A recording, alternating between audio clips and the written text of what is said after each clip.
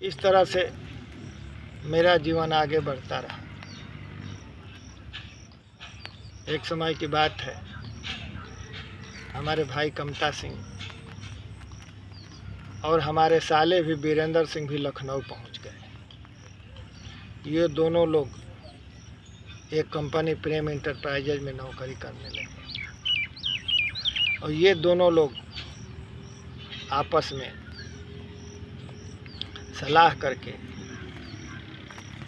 हमसे अलग हो करके एक लखनऊ में अहिबरनापुर जगह है, मैं बेहननपुरवा में रहता था, अहिबरनापुर वहाँ से 10 किलोमीटर दूर है, ये दोनों लोग वहाँ चले गए।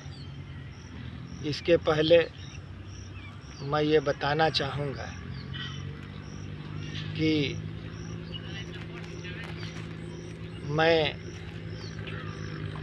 एक जगह ट्यूशन पढ़ाया करता था, जहाँ मुझे एक वक्त का शाम का भोजन मिल जाया करता था। इस तरह से जीवन आगे बढ़ा। हमारे श्री कमता भाई जब हमारे साथ थे, बहन चंद्रावती की शादी में कुछ पैसे उधार लिए गए थे। मुझे बीए का फॉर्म भरना था। उधार लिए हुए व्यक्ति को पता चला कि बीए का फॉर्म भरना है रमता सिंह को, उनके पास पैसा है। वो अपना पैसा मांगने लगे। मात्र 1000 रुपया था, लेकिन 1982-83 में 1000 रुपया भी बहुत महत्वपूर्ण हुआ करता था। मैंने अपने भाई कमता सिंह से कहा। कमता सिंह ने मना कर दिया कि मेरे पास पैसा नहीं है, आने जाने का ही खर्चा मिल पाता है। मैंने सोचा कि आखिर आदमी इतना सुबह जाता है, शाम को आता है, आखिर पैसा नहीं है तो क्यों जाता है, क्यों इतना परिश्रम करता है। को हमने खोला, निकाला तो उसमें से 700 रुपये निकले। मेरे पास फॉर्म भरने का 350 रुपया, 700 रुपया, इस तरह से हमें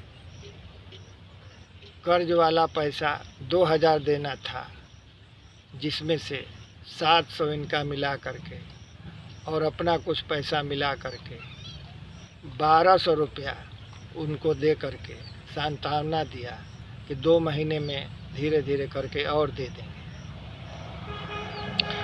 अब मुझे फॉर्म भरने की स्थिति आ गई, संकट आ गया, पैसे की व्यवस्था नहीं हुई।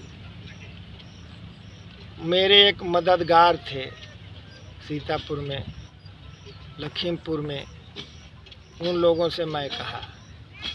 एक लड़के ने मुझे 60 रुपये दिया और एक लड़का मुझे 100 रुपये दिया।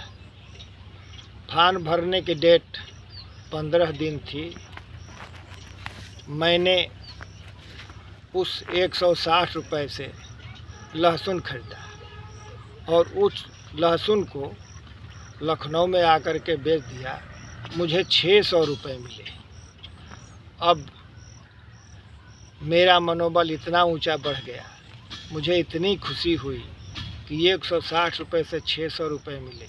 मेरे सारे समस्याओं का समाधान दिखाई देने लगा और समस्याओं का समाधान हो भी गया। मैं अपने बर्ताव से नेता नगरी से मिल करके डोनेशन माफ़ करा करके और केवल सरकारी खर्च पर 350 रुपये लगा करके बीए का फॉर्म भर दिया और 600 रुपये से मेरे 2 महीने का काम हो गया।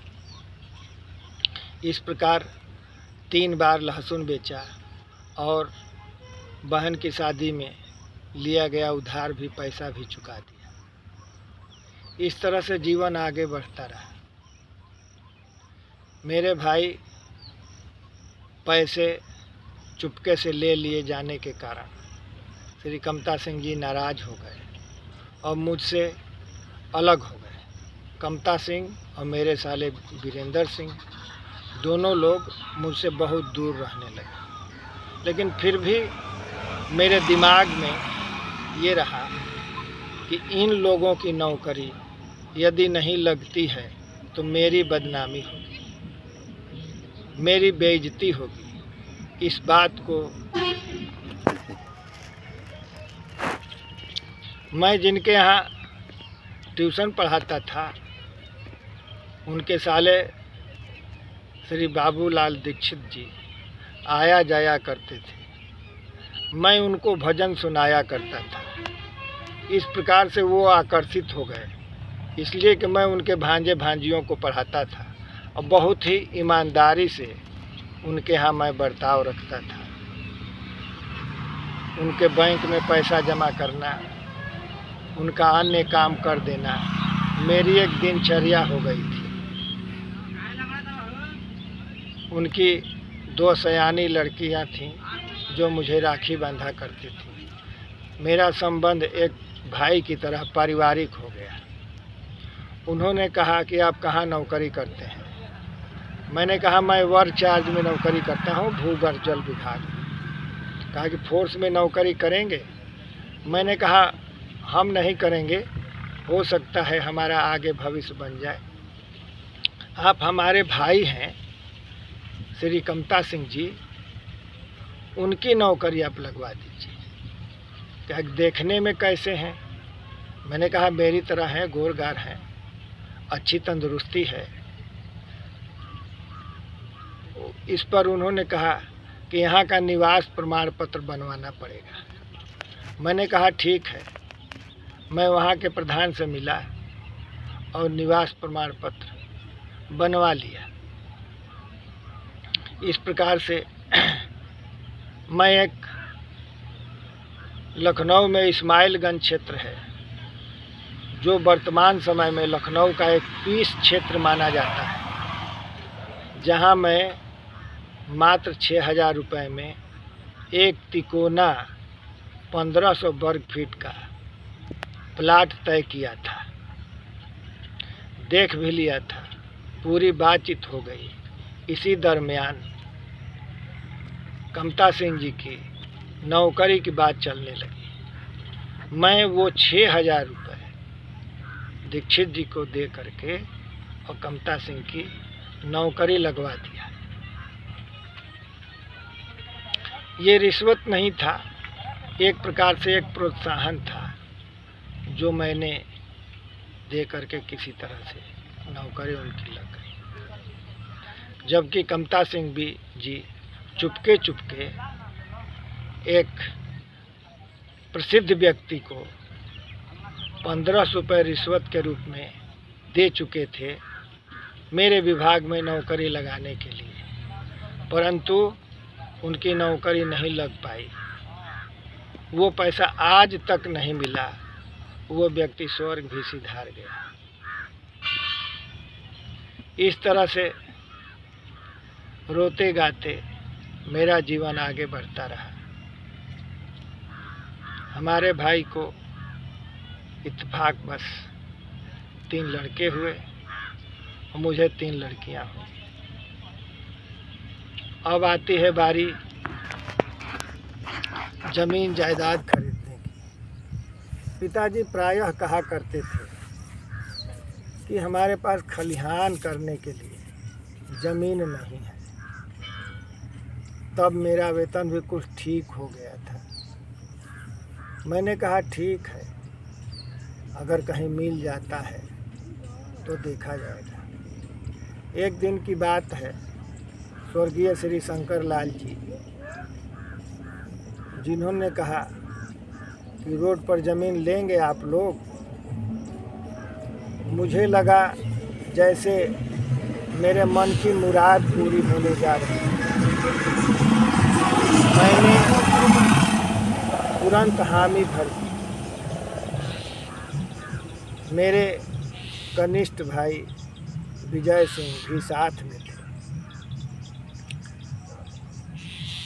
गांव के 1-2 लोग और थे। इस तरह से बातचीत करते करते 3,500 रुपये कट्ठा के हिसाब से ज़मीन तय हुआ।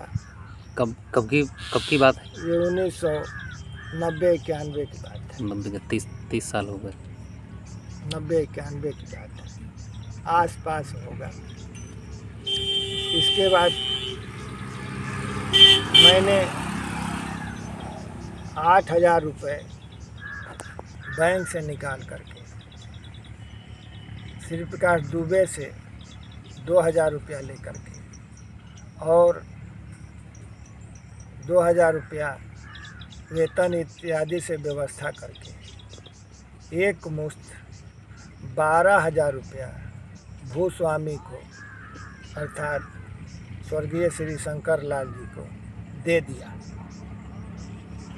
इसके बाद 1,500 रुपया और घर पर भिजवाया, जिसमें से पिताजी ने मात्र 500 रुपये शंकर लाल जी को दिए।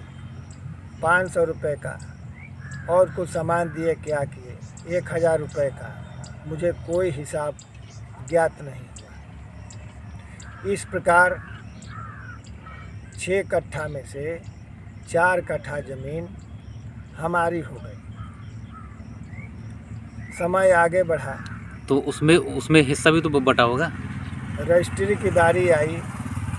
मैंने पिताजी से पूछा, रजिस्ट्री करानी है। श्री शंकर